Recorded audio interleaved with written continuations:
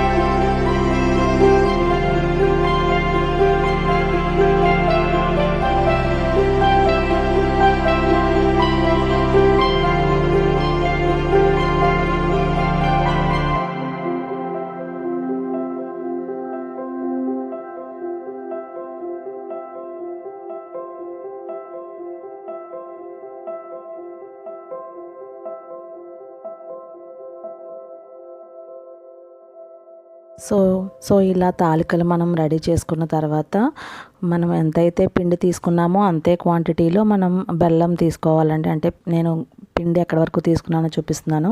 So అంత పిండికి same అంతే క్వాంటిటీలో మనం బెల్లం తీసుకొని అంతే వాటర్ కూడా క్వాంటిటీ వేయాలండి.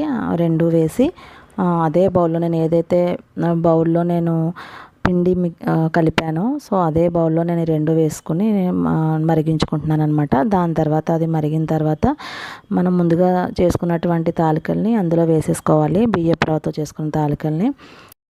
సో తెలియని వాళ్ళ కోసం చెప్తున్నాను అంతే అండి. సో ఈ తాలికల్ని విడిపోకుండా నెమ్మదిగా బెల్లం సిరప్ ఉంది కదండి దాంట్లో మనం వేసేసుకోవాలి. సో తర్వాత నేను పచ్చి కొబ్బరి కొంచెం హాఫ్ చెక్క ఉంటే దాన్ని కట్ చేసుకొని ముందుగానే తురుము పెట్టుకున్నానండి. సో ఆ తురుమును కూడా నేను దీంట్లో యాడ్ చేసుకుంటాను, దానివల్ల చాలా కమ్మగా ఉంటుందండి. సో బెల్లంతో చేస్తున్నాం కాబట్టి ఇవి బెల్లం తాలికలు అంటారు. ఇదే తరహాలో బెల్లంకి బదులుగా పాలు యూస్ చేసి చేస్తారండి, పాలు పంచదార వేసి చేస్తారు, దాన్ని పాల తాలికలు అంటారు. సో ఈ విధంగా నేను కొబ్బరి కూడా దాంట్లో యాడ్ చేసి కొంచెం లైట్గా కదిపి నేను మూత పెట్టేస్తున్నాను. సో ఇలా మూత పెట్టిన తర్వాత ఒక 5 to 7 minutes మనం దాన్ని కుక్ చేసుకోవాలి. సో గరిటె పెడితే అది విడిపోతాయి కాబట్టి నేను క్లాత్తోనే దాన్ని కదిపాను అనమాట అండి అలాగా.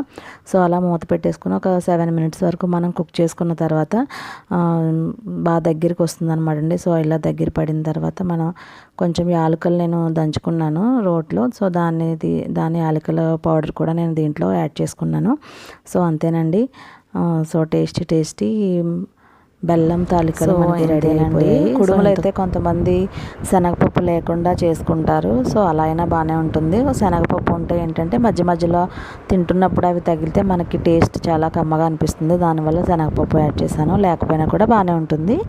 సో ఈ రెండు ఐటమ్స్ మీరు కూడా ట్రై చేసి మీకు ఎలా వచ్చింది అన్నది నాతో కామెంట్ సెక్షన్లో షేర్ చేసుకోండి.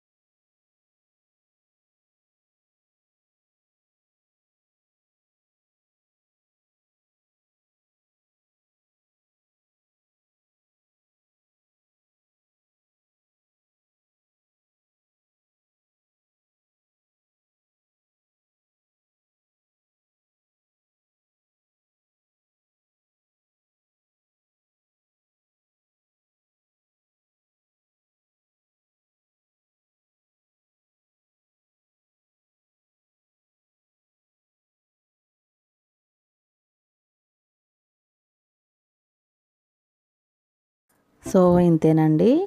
నచ్చితే లైక్, కామెంట్, షేర్ చేయండి. కొత్తవారు ఎవరైనా మన ఛానల్ చూస్తున్నట్లయితే ప్లీజ్ సబ్స్క్రైబ్ చేయండి. Thank you so much for watching. Bye bye.